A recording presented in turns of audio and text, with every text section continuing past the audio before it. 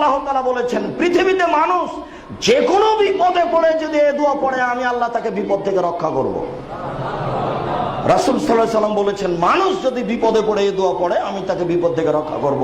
তবে 1,00,000 বার লা ইলাহা ইল্লাল্লাহ আনতা সুবহানাকা ইন্নী কুনতু মিনাজ জালিমিন বলাই করে নগদ বেদাত। 1,00,000 বার মানুষ টিকাতে পারে, মানুষ তো মানুষই। 33 বার সুবহানাল্লাহ বলতে ভুল হয়, তো 1,00,000 বার কেমনি করবে? এটা কোনো ধর্ম হয়তো কি পাগল কিছু নাকি? বলছি যে স্বামী হারিয়ে গেলে 90 বছর অপেক্ষা করবে বেহেশতি যাওয়ার। আচ্ছা 90 বছর কি অপেক্ষা করবে? ঠিক এই কথাটাই 1,00,000 বার পড়বে দোয়া ইউনূস। তো 1,00,000 বার কেমনে পড়বে? এটা হয়? এটা মানুষ টিকতে পারে? এর হিসাব ঠিক হতে পারে? এটা কথা হলো? 33 বার সুবহানাল্লাহ বলতে ভুল হয়, তাই তো মেশিন হাতে নিয়েছে যেন ভুল না হয়। 33 বার ভুল হয় সেই জন্য তাসবিহ দানা হাতে নিয়েছে। অথচ তাসবিহ দানা হাতে নেওয়ায় মানে ভিতরে অহংকার এসে যে জাহান্নামে চলে গেছে। যদি অহংকার না আসে তাহলে মাঝে মধ্যে এরকম করে কেন? এরকম একটু উল্টে ধরে কেন? মাঝে মধ্যে এরকম করে কেন? পাশে লোক গেলে এরকম করে।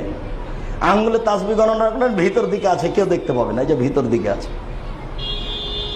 একে তো সুন্নাত, দ্বিতীয়ত ভিতর দিকে আছে। সরিষা সম পরিমাণ অহংকার অন্তরে আসলে আর জান্নাত হবে না। তা আপনি এভাবে উল্টে ধরলেন কেন? আমি আপনাকে বললাম আপনার নাম কি, তা আপনি বলবেন আব্দুর রাজ্জাক। তা আলহাজ আব্দুর রাজ্জাক বললেন কেন? তা তো আমি জানতে চাইনি যে আপনি হজ করেছেন। এইটা কি? আপনাকে জানতে চাইলাম যে আপনার নাম কি, তা আপনি বলবেন যে আহমদ। তা আপনি ডক্টর আহমদ বললেন কেন? ওটা কি আপনার মা রেখেছেন নাকি? ওটা যে আমাকে কি বলতে চাইলেন? লোকটা জাহান্নামে চলে গেছে, ঢোকেনি কেন? মরেনি এই জন্য। এর নাম অহংকার। সাদা সিধা হয়ে যান, একবারে সহজ সরল হয়ে যান। মাটির মানুষ, শুক্র কিটিতে তৈরি, আপনার কোনোই দাম নাই। আপনি একটা মাটির মানুষ। সবার সাথে কথা বলবেন, সবাইকে আদর করবেন, স্নেহ করবেন, কাউকে উপেক্ষা করে চলবেন না কোনো সময়। আর কোন সময় যতই দামি গাড়ি মোটরসাইকেল হোক না কেন, একটু কেমন কেমন করবেন না। মোটরসাইকেলে উঠলেই কিন্তু আপনার গতি পরিবর্তন হয়ে যায়। আর গাড়ি যদি 2 কোটি টাকা দামের হয়, তাহলে নামার সময় আপনাকে বোঝা যায় যে আপনার গাড়ি কত দামের। হলেও কোনোদিন উলট পালট করবেন না। বিচারের মাঠের সময় গাড়িও থাকবে না, বউ থাকবে না, ছেলে মেয়ে থাকবে না, খুব কঠিন। সম্মানিত মসজিদের মুসল্লি, রাসূল সাল্লাল্লাহু আলাইহি ওয়াসাল্লাম বলেন, ওয়াল্লাহি ইন্নী লা আস্তাগফিরুল্লাহ ফিল ইয়াউমি আকসারা মিন 70 মাররা। আমি মুহাম্মদ সাল্লাল্লাহু আলাইহি সাল্লাম আল্লাহর কসম, আমি একদিনে 70 বারের বেশি আস্তাগফিরুল্লাহ ওয়া আতুবু ইলাইহি বলি। আল্লাহর কসম, আল্লাহর কসম, আমি মুহাম্মদ সাল্লাল্লাহু আলাইহি সাল্লাম নিজে একদিনে 70 বারের বেশি আস্তাগফিরুল্লাহ ওয়া আতুবু ইলাইহি বলি।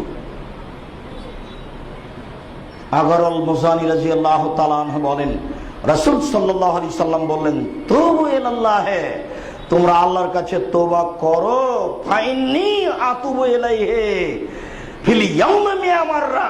আমি মুহাম্মদ দিনে 100 বার বলি আস্তাগফিরুল্লাহ ওয়া আতুবু ইলাইহি। 100 বার। দেখো তোমরা তওবা করো, আমি তওবা করি, আস্তাগফিরুল্লাহ, আল্লাহ তোমার নিকটে ক্ষমা ভিক্ষা চাই, ওয়া আতুবু ইলাইহি, তোমার কাছে ফিরে যেতে চাই। এর নাম তওবা। তওবা মানে ফিরে আসা। যা করছিলাম সেটা করব না, এর নাম ফিরে আসা। অনুতপ্ত সহকারে ওই পাপ করব না বলে জোরালো ভাবে দাবি জানিয়ে তার কাছে পেশ করার নাম তওবা করা।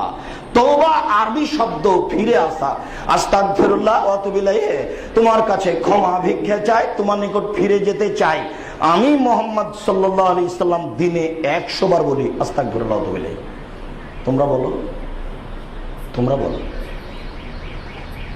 আয়েশা রাদিয়াল্লাহু তাআলা আনহা বলেন, রাসূল সাল্লাল্লাহু আলাইহি সাল্লাম বলেছেন, ইন্নাল আবদা ইতারাফা, যখন মানুষ নিজেকে বলে যে আমি পাপ করেছি, তাবা, তারপরে আস্তাগফিরুল্লাহ ওয়া আতুবু ইলাইহি বলে, তাবাল্লাহ, তখন আল্লাহ তার তওবা কবুল করেন।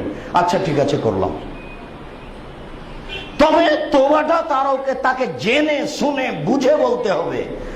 রাসূল সাল্লাল্লাহু আলাইহি সাল্লাম বলেন, ইন্নাল আবদা আযনাবা জামবান, যখন কোনো বান্দা দাস দাসী পুরুষ নারী পাপ করলো, তারপরে বলল রব্বি আজনাবত ফাগফিরলি, প্রতিপালক আমি পাপ করেছি, আমাকে মাফ করো। তখন আল্লাহ তাআলা বলেন আলেমা আব্দি, আমার দাস দাসী কি জানে, পুরুষ নারী কি জানে আন্নাল্লাহু রাব্বান, তার একজন প্রতিপালক রয়েছেন, ইয়াখযুহু ওয়া ইয়াগফিরু লাহু, যিনি শাস্তি দিতে পারেন, যিনি ক্ষমা করতে পারেন।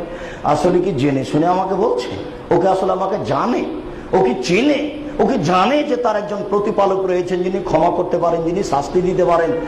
যদি সত্য সত্যই জেনে শুনে বলে আমি তাকে ক্ষমা করে দিলাম, তার জীবনে যতবার দুর্ঘটনা ঘটবে, যতবার আমাকে বলবে মরা পর্যন্ত, ততবার আমি ক্ষমা করার জন্য প্রতীক্ষমান রয়েছি। আমি তার বলা দেখতে চাচ্ছি, আমি তাকে পাপের অনুমতি দিইনি। আমি তার বলা দেখতে পাচ্ছি, সে পাপ করেছে, ভুল করেছে, আমাকে বলল, কিছুদিন পরে আবার করেছে, আবার আমাকে বলল, কিছুদিন পরে আবার করেছে, আবার আমাকে বলল।